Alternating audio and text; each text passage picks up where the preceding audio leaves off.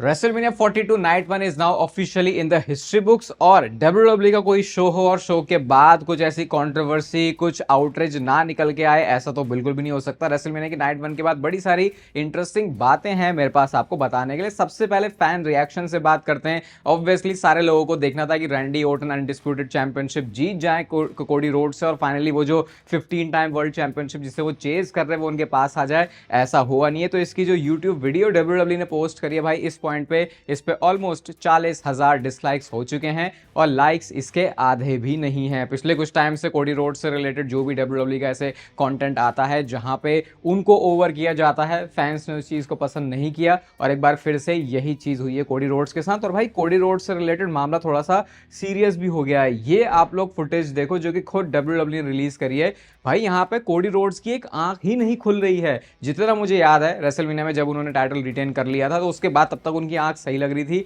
लेकिन शायद वो पंट किक की वजह से या फिर पहले से ही उनको हुआ और बाद में स्वेलिंग हुई, जो भी उसका रीजन था, लिटरली आंख ही नहीं खुल रही है कोडी रोड्स की। और इसकी वजह से जिन इवेंट्स के लिए शेड्यूल किया गया था रेसलमेनिया वीक में, बहुत सारी अलग अलग एक्टिविटीज में ये बड़े सुपरस्टार पार्टिसिपेट करते हैं, वहां से जो उनकी अपीयरेंस है उन सबको कैंसिल कर दिया गया है। मतलब ये थोड़ा सा मामला सीरियस हुआ है कोडी रोड्स के साथ। ऐसा नहीं है कि भाई उनकी आंख में ही लग गई है, क्योंकि अगर ऐसी लगी होती तो एकदम से उनको बैक स्टेज गोरिल्ला में बैठा के उनको ऐसे आइसिंग नहीं कर रहे होते उनके ऊपर, उनको सीधा मेडिकल ट्रीटमेंट के लिए लेके जाया जाता। लेकिन ये आप ऐसे मान सकते हो कि लगी जोर से है, लेकिन अभी ऐसा आंख के साथ कुछ नहीं है कि भाई आंख तो बहुत जो मामला है वो थोड़ा सीरियस सही हो जाता है। और इसके बाद अब उनका स्टेटस क्या रहने वाला है, वैसे तो आदत सी है देखने में कि कोडी रोड्स किसी भी एक बड़े इवेंट में पार्टिसिपेट करता है तो उसके साथ कुछ ना कुछ हो ही जाता है। कुछ ना कुछ करके भाई उसको थोड़ी बहुत तो ऐसे निशान लगते हैं कि अगली बार जब वो स्मैकडाउन या रॉ में आता है तो वो नजर आते हैं। तो वैसी चीज यहाँ पे कोडी रोड्स के साथ हो गई है। और भाई आप लोग शॉक हो जाओगे ये बात जान के कि डब्ल्यूडब्ल्यू ने रेसलमेनिया की नाइट वन पे टोटल घंटी बजने से लेके मैच खत्म होने की घंटी बजने तक टोटल कितना टाइम था, और उसमें एड्स, उसमें और कमर्शियल, वो चीजें जिससे हम फैंस का कोई लेना देना नहीं है, वो कितने दिखाए हैं। देखो एड्स ऐसे जैसे वो कैनवस में आ गए हैं नीचे, ऐसी चीजें जो लगी हैं ठीक है भाई, उसमें हम ज्यादा सवाल नहीं उठा रहे क्योंकि पता है भाई एट द एंड इनको बिजनेस बनाना है। आप रोते रहो उस बारे में बोल बोल के कि भाई अरे ये एड्स ऐसे को दिखा दी वैसे को दिखा दी, वो चेंज नहीं हो सकते। लेकिन ऐसा होता है कभी कभी कि भाई ये बहुत ज्यादा हो गया, वैसा ये हुआ है। और नाइट वन पे जो टोटल बेल बजने से लेके बेल बजने तक किसी एक मैच का टाइम था वो था 1 घंटा 24 मिनट, और इससे ज्यादा ऑलमोस्ट इसी अमाउंट का जो टाइम है वो एड्स, वो कमर्शियल। आप खुद सोचो 3:30 बजे से मेन शो शुरू हुआ है और वो 7 से 7:30 बजे के बीच में खत्म होता है, और अगर उसमें सिर्फ 1 घंटा 24 मिनट का आपके पास रेसलिंग का टाइम है, मतलब वो वाला रेसलिंग का भी नहीं, उसमें से भी आप एक ये वाला मैच काउंट करो जो रैंडी ऑर्टन और कोडी रोड्स का है, जो इतना स्लो पेस वाला मैच था। और यूजुअली स्लो पेस के अंदर कोई मैच चलता है तो 35 मिनट तक जाता है। ये स्लो पेस का होने के बावजूद भी ये 22 मिनट के आसपास खत्म हो गया। तो सोचो यहाँ पे रेसलिंग भी कुछ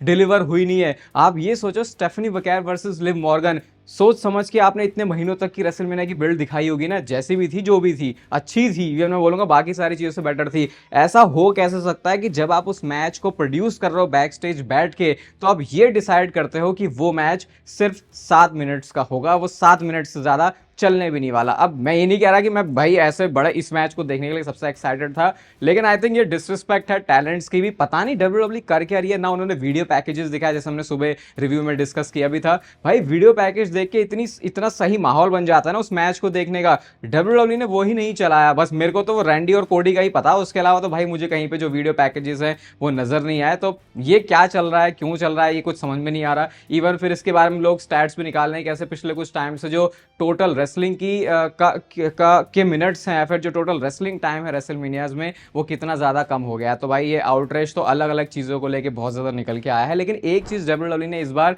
सही करी और उसमें उन्होंने कोई गद्दारी नहीं करी है, वो है इस साल की रेसलमेनिया की अटेंडेंस। यस, जॉन सीना ने जो नंबर्स आज ऑफिशियली अनाउंस किए हैं वो बस हो सकता है अगर इन्फ्लेटेड हो तो 500 से ज्यादा नहीं होने वाले, और ये बहुत छोटा नंबर है इस मामले में जिस हिसाब से डब्ल्यूडब्ल्यू ऑडियंस के जो अटेंडेंस है उसको बड़ा चढ़ा के दिखाती है। और डब्ल्यूडब्ल्यू ने लास्ट के एक हफ्ते में भाई बहुत सारी अपनी जो टिकट्स हैं उनको बेच लिया। वो पैट मैकेफे वाले मूव की वजह से कुछ नहीं हुआ, लेकिन फैंस का मूड एंड में जाके बना, और ऐसा होता है बहुत बार रेसलमेनिया में। ऐसा नहीं है कि इस बार कुछ नया हुआ है, लेकिन जैसा मैंने अभी देखा जिस हिसाब से टिकट सेल्स उनकी हो रही थी ये जंप बहुत अच्छा था। तो 50,816 इंक्लूडिंग अगर वो आप बियांका ब्लेयर के बच्चे को मिला लोगे वो बनेगा 50,817। तो इतनी के आसपास ही डब्ल्यूडब्ल्यू ने अटेंडेंस बताई है। तो इस बार उन्होंने जो नंबर्स हैं वो कोई बहुत ज्यादा बड़ा चढ़ा के नहीं बताए हैं। आज रेसलमेनिया में वैसे हमको सरप्राइजेस के नाम पे ज़्यादा कोई चीज़ें नहीं देखने को मिली। ब्रॉन ब्रेकर को हमने आज शो पे आते हुए देखा, जो कि आप बोल सकते हो कि एक ठीक ठाक सा सरप्राइज था इस एवरेज से भी नीचे गई गुजरी वाली रेसलमेनिया में। तो भाई इसकी कुछ एक फुटेज भी आई है, देखो यहाँ पे कैसे ब्रॉन ब्रेकर पूरी अपनी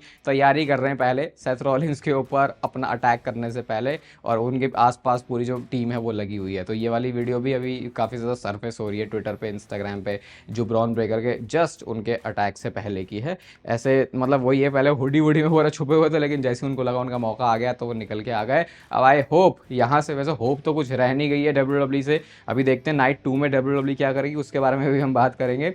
लेकिन चलो ठीक है, हम डब्ल्यूडब्ल्यू फैंस की गंदी आदत है वो है हर बार डब्ल्यूडब्ल्यू से एक्सपेक्टेशन रखना, और उसके बाद फिर जब वो नहीं होता तो डिसअपॉइंटमेंट हमें होती है बहुत ज़्यादा। पैट मैकेफी के बारे में चलो मुझे लग रहा है आज आखिरी बार बात हो जाएगी, क्योंकि इसके बाद पैट मैकेफी का जो सिलसिला है डब्ल्यूडब्ल्यू के साथ वो खत्म हो चुका है। क्योंकि उन्होंने बोला था कि अगर रैंडी ओर्टन हार गया रेसलमेनिया में तो इस प्रोफेशनल रेसलिंग के बिजनेस में तुम मुझे दोबारा कभी भी नहीं देखने वाले हो। तो पैट मैकेफी ने पहले तो ये फोटो पोस्ट की है जहाँ पे नेक ब्रेस उनका लगा हुआ है और वही उनकी पिटी पुटी जो हालत थी वो है। अब पैट मैकेफी ने ये बात तो बोली है कि भाई वो नहीं दिखेंगे। क्या सही में डब्ल्यूडब्ल्यू इस चीज़ के ऊपर काम भी करने वाली है या सिर्फ ये बोलने के लिए था?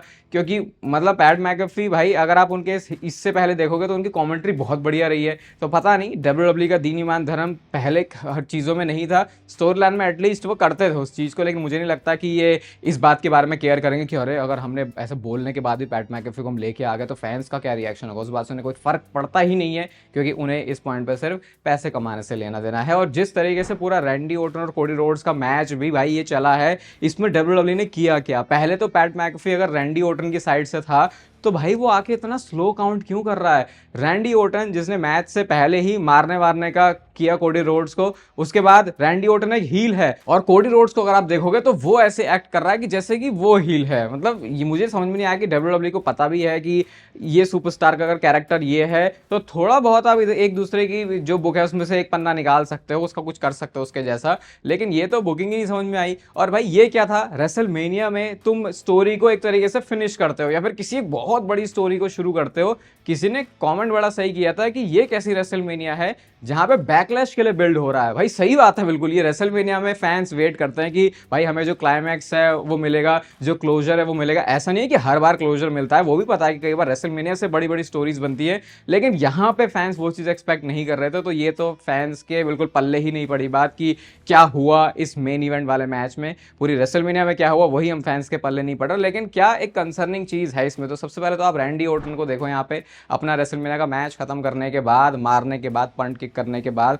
वो यहाँ से जा रहे हैं और अपने आप को ड्रैग करते हुए जा रहे हैं। अब आप यहाँ से बता नहीं सकते कि क्या रैंडी ओर्टन इसको सेल कर रहे हैं या सही में उनको ये लगी है, क्योंकि आप देख के बता नहीं सकते। बट जैसा हमने सुना था रेसलमेनिया से पहले रूमर स्पेकुलेशन थी रैंडी ओर्टन के बारे में कि वो हर्ट है, तो क्या उस वजह से डब्ल्यूडब्ल्यू ने इस मैच में कुछ चेंज किया है? क्योंकि रैंडी ओर्टन ने तो भाई अपनी रेसलिंग स्किल घंटे भर की कुछ दिखाई नहीं है इस मैच में, बस वो घसीटता ही चलता रहा है। क्या है अब, क्या वो मैच ऐसे ही प्रोड्यूस होना था या फिर डब्ल्यूडब्ल्यू को पता था कि अब रैंडी ओर्टन लिमिटेड हो गए, इस वजह से मैच में हमने कुछ भी रैंडी ओर्टन की तरफ से बहुत स्पेशल नहीं देखा? और क्या इस वजह से डब्ल्यूडब्ल्यू ने इस मैच का जो डिसीजन है उसको भी चेंज किया? क्योंकि ज़्यादातर तो ऐसे देख के लग रहा था भाई कि जो रैंडी ओर्टन है वो यहाँ पर टाइटल कैप्चर करने वाले हैं, लेकिन फिर डब्ल्यूडब्ल्यू ने ऐसा कुछ किया नहीं। तो अभी रैंडी ओर्टन की हेल्थ को लेकर भी एक क्वेश्चन है, लेकिन अगर ऐसा सही में होता तो फिर मैच खत्म होने के बाद क्या रैंडी ओर्टन वैसे पंट किक करते? क्योंकि ये तो फिनिश ही नहीं समझ में आ रहा।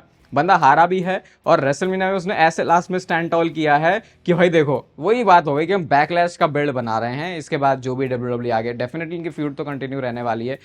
ऐसा भी हो सकता है, कुछ आप ऐसे होप्स रखना चाहो तो ये भी हो सकता है कि क्या पता ये इन्होंने रेसलमेनिया में जो अपना हगाड़ा मचाया था इतने टाइम से उसको खत्म करना चाह रहे थे, अब नए सिरे से रैंडी ओर्टन और कोडी रोड्स की फ्यूड को शुरू करेंगे, जैसा कि शायद डब्ल्यूडब्ल्यू के लोग करना चाहते थे। क्योंकि आपको पता है टीके और डब्ल्यूडब्ल्यू के क्रिएटिव लोगों की वजह से स्टोरी लाइन में बहुत सारे लोगों के जो मत हैं वो अलग थे, जिस वजह से डब्ल्यूडब्ल्यू को शायद हो सकता है अपनी जो डायरेक्शन है उसको भी चेंज करना पड़ जाए। और जैसा मैं आपको बहुत टाइम से बोल ही रहा था प्रिडिक्शन वीडियो में, भले ही मैंने दोनों ही मैचेस के अंदर टाइटल चेंजेस को प्रिडिक्ट किया था, लेकिन मैंने आपको ये बात बहुत बार बोली थी भाई कि यार ट्रिपल एच का टाइम है, दोनों वर्ल्ड चैंपियनशिप मैचेस हैं, क्या सही में ऐसा हो सकता है कि टाइटल चेंज दोनों के अंदर ही हो जाए? क्योंकि ऐसा हो सकता है एक में हो या फिर एक में ना हो। अब जिस तरीके से रेसलमेनिया की नाइट 1 गई है, कल होने वाली है रेसलमेनिया की नाइट 2 जहां पे मैच है CM Punk versus Roman Reigns का, और अभी इसके बाद हम चैनल पे लाइव भी करने वाले हैं। बहुत कुछ है मेरे पास आपको आपको बताने के लिए इस नाइट 2 से रिलेटेड, पूरे ही कार्ड से रिलेटेड। तो लाइव स्ट्रीम भी आप लोग ज्वाइन कर लेना, हो सकता है अभी इस वीडियो के डलने के 1-2 घंटे के बाद वो हो जाए, बस आप नोटिफिकेशन ऑन कर लेना। तो अब रोमन रेंस और सीएम पंक के मैच का क्या स्टेटस है? अब जिस तरीके से रैंडी ऑर्टन नहीं जीते, वहां पर टाइटल चेंज नहीं हुआ है। अब एक्सपेक्टेड है फुल्ली कि भाई एटलीस्ट एक बड़ा चेंज डब्ल्यूडब्ल्यूई हमको देने वाली है इस रेसलमेनिया में, और शायद नाइट 2 की एंडिंग में आपको रोमन रेंस के हाथ में वर्ल्ड हेवीवेट चैंपियनशिप दिख सकती है। उस तरीके से नहीं जैसे रैंडी ऑर्टन के पास थी, क्योंकि वो बंदा मैच हार के भी शो के एंड में अपने हाथ में उसने टाइटल लिया हुआ था। इंस्टाग्राम पे आप फॉलो कर लेना, वहां पे मैं स्टोरीज में चीजें शेयर कर रहा हूँ, बाकी रील्स वगैरह का कंटेंट भी आपके लिए वहां पर है। और जैसे मैं आपको बता रहा हूँ, इस रेसलमेनिया वीक में नेचुरल टीन से आरपन वाला कोड यूज करके आप कोई भी परचेज करते हो तो 5 लकी लोगों को प्रोटीन का बॉक्स मेरी तरफ से मिलने वाला है। बस आप अपनी प्रोडक्ट आईडी डेट के साथ मुझे इंस्टाग्राम पे डीएम या फिर मेल कर देना। चैनल को सब्सक्राइब कर दो भाई, डेली डब्ल्यूडब्ल्यूई से रिलेटेड हम यहाँ पे बात करते हैं 9 सालों से। बाकी तब तक फिर लाइव स्ट्रीम का वेट करो और लेते रहो जिंदगी के मजे।